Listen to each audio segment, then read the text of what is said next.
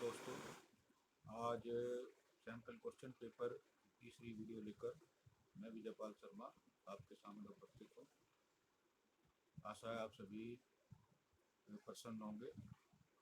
और इस भाग में जो प्रश्न पत्र का तीसरा खंड यह भाग है, इसमें पाठ्य पुस्तक तथा अनुपूरक पाठ्य पुस्तक पर आधारित बहुविकल्पी प्रश्न हैं।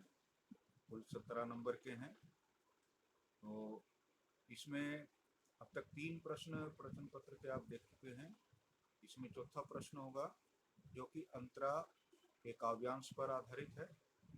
प्रश्न 4, निम्नलिखित काव्यांश पर आधारित प्रश्न पत्र के सही उत्तर वाले विकल्प चुनिए। एक एक नंबर के 5 प्रश्न हैं, 5 अंक के हैं। तो ये कविता आपके स्क्रीन पर है। अब पहला प्रश्न हम इसका ले रहे हैं। पहला प्रश्न है, और कविताएं पढ़ते रहने से डैश डैश डैश आम बोर आवेंगे में निहित व्यंग कौन से विशेष वर्ग को चयनित करके कहा गया है। पहला क ऑप्शन है वन संरक्षण विभाग, ख इसका विकल्प है ग्रामीण वर्ग, ग विकल्प है आदिवासी वर्ग और घ विकल्प है शहरी वर्ग। तो पहले का सही विकल्प होगा वो है घ शहरी वर्ग। अब दूसरा प्रश्न हम देखेंगे, कवि द्वारा बसंत पंचमी के होने का प्रमाण छुट्टी बताया जाना इस बात का समर्थन करता है कि। इसके 4 ऑप्शन हैं। पहला ऑप्शन है कि वह दफ्तर में एक प्रतिष्ठित व जागरूक अधिकारी है। दूसरा, वह दफ्तर में जारी हुई प्रत्येक सूचना को ध्यानपूर्वक पढ़ता है। तीसरा ग है, वह उत्सुकता पूर्वक कैलेंडर में छुट्टियां देखता रहता है। और चौथा घ है, उसका प्रकृति से संबंध टूट गया है। तो इस दूसरे प्रश्न का भी सही ऑप्शन है घ, उसका प्रकृति से संबंध टूट गया है। अब आप देखेंगे इसका तीसरा प्रश्न, प्रकृति में वसंत आने पर क्या होता है। तो पहला ऑप्शन है, वन में पेड़ पौधों पर विभिन्न रंगों के पुष्प आने लगते हैं। ख विकल्प है, आम में गौर देखकर मयूर नृत्य करने लगता है। तीसरा है, सरसों के खेतों में प्रकृति पीले रंग की चादर ओढ़ लेती है। और घ है, ढाक के वनों में भौरे मस्ती में दहराने लगते हैं। तो इसका तीसरे का भी है सही विकल्प है, ढाक के वनों में भौरे मस्ती में दहरने लगते हैं। अब उसके बाद चौथा प्रश्न इसमें है, वे नंदन वन होवेंगे यशस्वी, मधुमस्त पिक भौर आदि अपना अपना कृतित्व अभ्यास करके दिखावेंगे।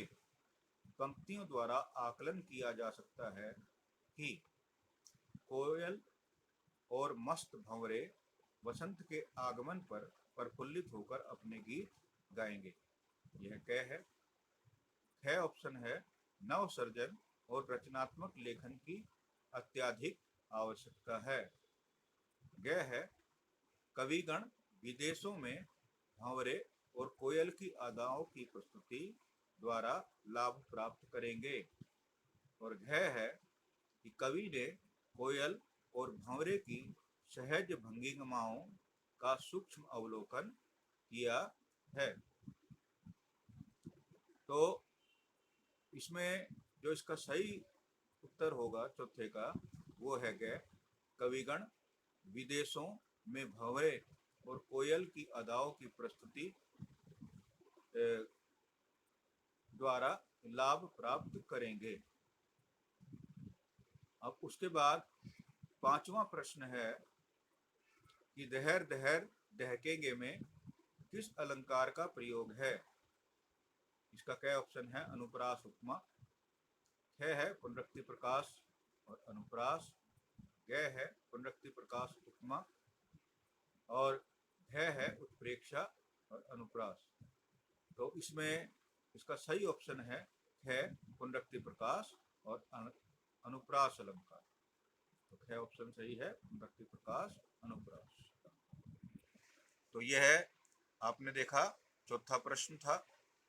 अब पांचवा प्रश्न आपके अंतरा पुस्तक से ही क्या कहते हैं किसी पाठ का गद्यांश होगा। इसमें भी एक एक नंबर के 5 प्रश्न आएंगे। पांचवा प्रश्न है प्रतिदर्श प्रश्न पत्र का कि निम्नलिखित पठित गद्यांश में आधारित दिए गए 5 प्रश्नों के सही उत्तर वाले विकल्प चुनिए। एक एक नंबर के 5 प्रश्न है, कुल 5 अंक का ये प्रश्न है।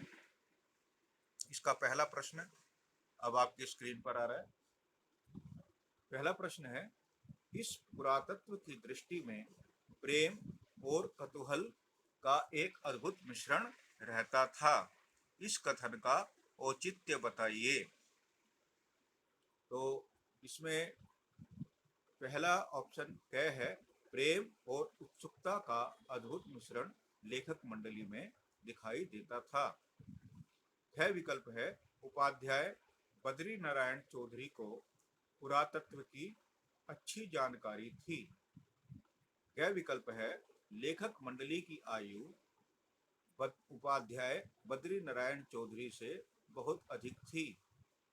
और घ विकल्प है, लेखक मंडली चौधरी साहब को पुराने विचारों वाला आदमी समझती थी। तो इसमें जो पहले प्रश्न का सही विकल्प है वह है घ, लेखक मंडली चौधरी साहब को पुराने विचारों वाला आदमी समझती थी। अब उसके बाद आप देखेंगे दूसरा प्रश्न है, उनकी हर एक अदा से रियासत और तबीयतदारी टपकती थी। इसका अभिप्राय है कि ग विकल्प है, पंडित उमाशंकर द्विवेदी एक बहुत बड़ी रियासत के मालिक थे। ख है, लेखक और उनके साथियों को बड़ी रियायत प्राप्त हुई थी। ग विकल्प है, उनके पास बहुत बड़ी रियासत थी और तबीयत ठीक नहीं रहती थी। और इसका घ ऑप्शन है, यह विकल्प है, कार्य व्यवहार से रियासत और तबीयतदारी की झलक मिलती थी। तो दूसरे का भी घ उत्तर सही है, कार्य व्यवहार से रियासत और तबीयतदारी की झलक मिलती थी। अब तीसरा प्रश्न आपकी स्क्रीन पर आ रहा है, चौधरी साहब कैसे व्यक्ति थे। तो इसमें पहला विकल्प है कि खासे हिंदुस्तानी, रईस, कंधों तक बालों वाले।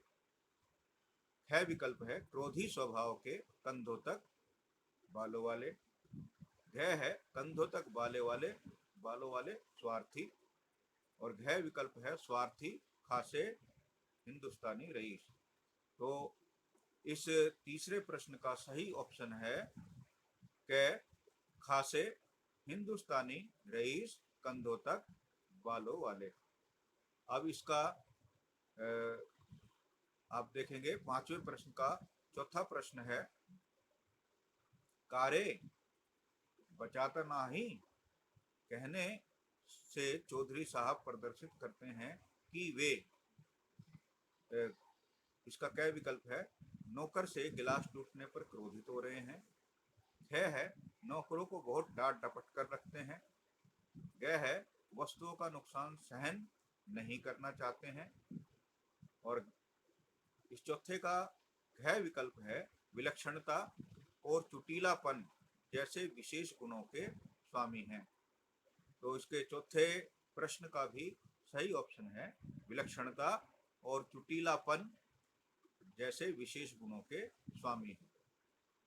अब इसका पांचवा प्रश्न आपके स्क्रीन पर आ रहा है कि गद्यांश के अनुसार एक छोटा सा बालक पान की तस्तरी लिए चौधरी साहब के पीछे पीछे लगा हुआ है। अनुमान के आधार पर बताइए यह लड़का कौन हो सकता है। वर्तमान संदर्भ में यह किस अवस्था को दर्शाता है। तो इसका क विकल्प है चौधरी साहब का बेटा पितृभक्ति। ख है चौधरी साहब का भाई भ्रातृ प्रेम। ग है चौधरी साहब का नौकर बाल मजदूरी। और घ है चौधरी साहब का प्रशंसक साहित्य प्रेम। तो इसका जो सही ऑप्शन है वो है ग चौधरी साहब का नौकर बाल मजदूर। अब छठा प्रश्न आप देखेंगे। छठा प्रश्न आपके अंतरा के ही जैसे गद्य खंड में से लिया गया है। इसमें प्रश्न के 6 भाग हैं और 6 भागों में इन्हीं 4 प्रश्नों के आपको सही उत्तर वाले विकल्प चुनने हैं। तो हालांकि हम इसमें प्रतिदर्श प्रश्न पत्र में पूरे 6 भाग कराएंगे, लेकिन पेपर में आपको इन 6 भागों में से इन्हीं 4 भाग के यानी 4 प्रश्नों के सही उत्तर वाले विकल्प चुनने हैं। तो इसका पहला प्रश्न हम ले रहे हैं। बालक के द्वारा यह कहे जाने पर कि मैं या जब लोक सेवा करूंगा दर्शाता है कि वह, पहला इसका विकल्प है लोक सेवा करना चाहता था। दूसरा है सिखाया हुआ उत्तर दे रहा था।